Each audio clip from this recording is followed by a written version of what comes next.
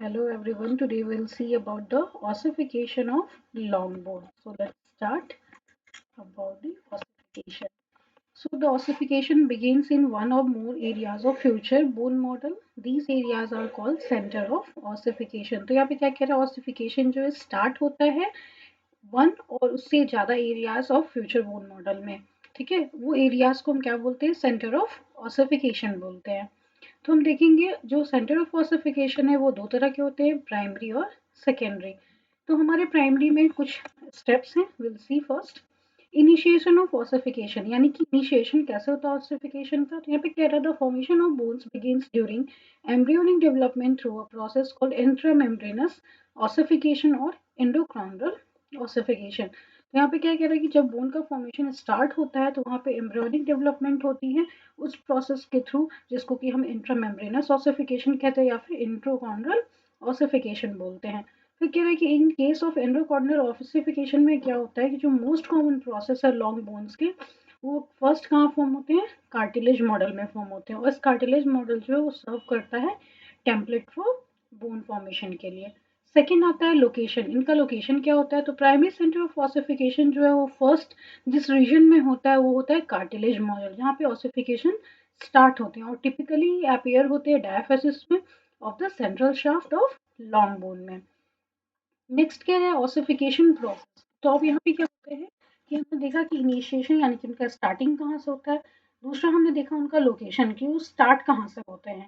Third है कि ossification की प्रोसेस, जो ये प्रोसेस है ओसिफिकेशन वो शुरू कैसे होता है। तो यहाँ पे कह रहे हैं कि जो कार्टिलेज सेल्स होते हैं वो क्या होते हैं? सेंटर ऑफ कार्टिलेज मॉडल में होते हैं।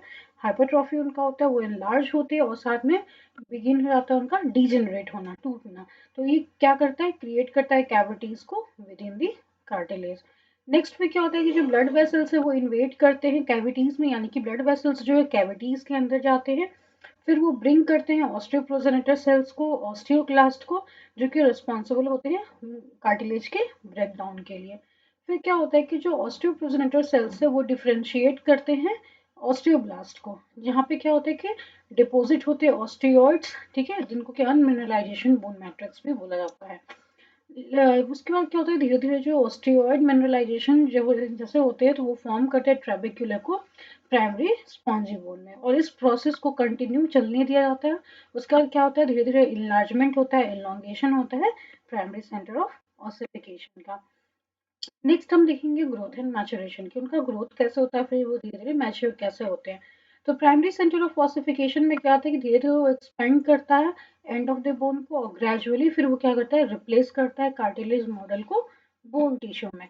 फिर देखा जाए कि सेकेंडरी सेंटर ऑफ ऑसिफिकेशन है वो डेवलप होता है एपिफाइसिस में, यानी कि end of the long bone में, और इस सेकेंडरी सेंटर्स जो है वो कंट्रीब्यूट करते हैं ग्रोथ और मैचुरेशन ऑफ बोन में। देन है यूनियन ऑफ सेंटर्स, यानी कि ये जो सेंटर्स हैं हमारे उनका यूनियन कब होता है। तो प्राइमरी और सेकेंडरी सेंटर ऑफ ऑसिफिकेशन जो था तब एक्सपेंड करते हैं जब इवेंचुअली वो मीट करते हैं या फिर फ्यूज करते हैं आपस में, और उनके रिजल्ट क्या मिलता है? हमारा जो हमारा मैच्योर बोन है उनका फुली फॉर्मेशन हो जाता है। नेक्स्ट है इपीफाइजियल प्लेट। तो ये भी क्या है? इपीफाइजियल प्लेट भी हमारे प्राइमरी सेंटर ऑसिफिकेशन का ही पार्ट है। तो इसमें क्या कहता है कि जो रीजन बिटवीन प्राइमरी और सेकेंडरी सेंटर ऑफ ऑसिफिकेशन होता है उसको हम बोलते हैं एपिफाइजियल प्लेट। तो यहाँ पे क्या होता है कि जो कार्टिलेजिनस प्लेट जो होता है वो अलाउ करते हैं लॉन्गिट्यूडिनल बोन को ग्रो करने के लिए, जब तक कि इंडिविजुअल स्केलेटल मैच्योरिटी जो है पहुंच ना जाए। ठीक है, तो ये था हमारा primary centre of ossification. Next will see about the secondary centre of ossification. तो ये हम देखेंगे सेकेंडरी सेंटर ऑफ ऑसिफिकेशन में उनकी टाइमिंग क्या होती है, कब स्टार्ट वो होते हैं। तो जब तक हमारा प्राइमरी सेंटर ऑफ ऑसिफिकेशन का प्रोसेस कंप्लीट नहीं हुआ तब तक वो सेकेंडरी स्टार्ट नहीं होगा। तो यहाँ पे क्या हुआ कि प्राइमरी तो अपना कंप्लीट हो गया है, तो सेकेंडरी जो होगी वो स्टार्ट होगी उनकी टाइमिंग। तो सेकेंडरी सेंटर ऑफ ऑसिफिकेशन वो डेवलप होता है लेटर इन बोन, यानी कि जब पूरा प्राइमरी सेंटर कंप्लीट हो जाता है, प्राइमरी ऑसिफिकेशन कंप्लीट हो जाता है, उसके बाद बोन में सेकेंडरी स्टार्ट होते हैं। फिर धीरे धीरे क्या होता है कि डेवलपमेंट जो है वो प्रोसेस कंपेयर किया जाता है प्राइमरी सेंटर से। फिर क्या कहता है कि they appear after the primary centre of ossification. जैसे ही primary centre of ossification complete हो जाते हैं उसके बाद वो अपीयर होते हैं। फिर उसका क्या कहते हैं, वो ऑलरेडी इनिशिएट करते हैं फॉर्मेशन ऑफ डायफासिस के। Next will see about the location. Location में क्या कह रहा है कि जो सेंटर ऑफ ऑसिफिकेशन है वो लोकेटेड होते हैं एपिफाइसिस में, जो कि राउंडेड होते हैं। और राउंडेड कौन से पार्ट में होंगे, तो end of the long bone में होंगे। और लॉन्ग बोन के पास दो एपिफाइसिस होते हैं, वन एट ईच एंड, यानी कि बोन का जो एंड पार्ट है ना, तो दोनों एंड पे एक एक जो है वो प्रेजेंट होंगे। नेक्स्ट इनका प्रोसेस क्या होता है, द प्रोसेस ऑफ ऑसिफिकेशन जो सेकेंडरी सेंटर में तो काफी सिमिलर होता है प्राइमरी सेंटर के। इनमें इनका भी इन्वॉल्वमेंट क्या होता है, रिप्लेसमेंट ऑफ कार्टिलेज। सेकेंडरी भी क्या करता है, कार्टिलेज का रिप्लेसमेंट करता है बेन टिश्यू से, और किसके थ्रू करता है, एंडोकॉन्ड्रल ऑसिफिकेशन के थ्रू करता है। फिर क्या कह रहे हैं, जो कॉन्ड्रोसाइट्स है एपिफाइजल कार्टिलेज में, वो क्या फॉर्म करता है, मॉडल हाइपोट्रोफी को, उसका धीरे धीरे फिर कहाँ जाता है, डिजेनरेशन के लिए। फिर ब्लड वेसल्स अगेन यहाँ पे क्या करते हैं, वो इन्वेट करेंगे कैविटीज के अंदर जाएंगे, फिर फॉर्म करेंगे डिजेनरेटिंग कॉन्ड्रोसाइट्स का, फिर ऑस्टियोप्रोजेनेटर को लाएंगे, और ऑस्टियोक्लास्ट को भी लेकर वो आते हैं। फिर क्या यहाँ पे करते हैं, ऑस्टियोजेनेटर जो सेल्स है वो डिफ्रेंशिएट करते हैं ऑस्टियोब्लास्ट को। फिर वो क्या करता है, डिपोजिट करता है ऑस्टियोसाइट्स को, और ऑस्टियोसाइट्स अगेन क्या करता है, मिनरलाइज करता है ट्रेबेकुले को बनाने के लिए, यानी स्पोनी बोन को। नेक्स्ट हम देखेंगे इनका ग्रोथ और मैचुरेशन कैसे होता है। तो कह रहे हैं कि जो सेकेंडरी सेंटर ऑफ ऑसिफिकेशन है वो कंट्रीब्यूट करता है ग्रोथ और मैचुरेशन के लिए बोन का। धीरे धीरे क्या करता है कि वो इंक्रीज करता है उनके लेंथ को, और अलाउ करता है फॉर्मेशन ऑफ एपिफाइसिस को। फिर क्या कह रहा है कि जो प्रेजेंस होता है सेकेंडरी सेंटर इन एपिफाइसिस वो हेल्प करता है बोन को ग्रो करने में लॉन्गिट्यूडनली।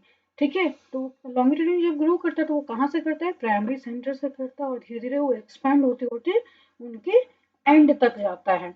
तो फिर हम नेक्स्ट देखते हैं एपिफाइसियल प्लेट। तो कह रहा है कि जो प्राइमरी और सेकेंडरी सेंटर ऑफ ऑक्सीफिकेशन होता है उनके बीच में एक लेयर बनता है कार्टिलेज का, जिसको कि हम बोलते हैं एपिफाइजल प्लेट, जो कि ऑलरेडी परसिस्ट कर रहा होता है वहां पे। तो ये कहता है कि जो एपिफाइजल प्लेट जो होता है वो रिस्पॉन्सिबल होता है continue longitudinal growth of bone के लिए, और तब तक वो होता रहता है जब तक कि इंडिविजुअली जो है उनकी खुद की स्केलेटल की मैच्योरिटी ना हो जाए। ठीक है, तो अगेन यहाँ पे क्या कहता है कि जो एपिफाइजल प्लेट है वो धीरे धीरे ग्रेजुअली ऑसिफाई होता है एक इंडिविजुअल एज तक, फिर धीरे से वो फ्यूज हो जाता है, और फ्यूज होने के बाद फिर से इनका क्या होता है, लॉन्गिट्यूडनली ग्रोथ जो है वो स्टॉप हो जाता है, और लेटर एंड लास्ट में क्या होता है, मैच्योर बोन का फॉर्मेशन होता है। जैसे ही सेकेंडरी ऑसिफिकेशन एक्सपेंड होते हैं, फिर से क्या होते हैं, ये फ्यूज होते हैं प्राइमरी सेंटर के साथ, और फुली मैच्योर बोन का फॉर्मेशन करते हैं। तो that's all about the secondary centre of ossification. I hope मैंने काफ़ी डिटेल में दिया है, हाँ थोड़ा ये लार्ज है, काफ़ी डिस्क्राइब करा हुआ है, मैंने बहुत सारे इसमें पॉइंट्स डाले हैं। It will be very helpful for you to remember, and these questions will come for the your long answer question, and many of the questions will ask in the your competitive exam also too. So please read it in deeply. Thank you for watching my channel.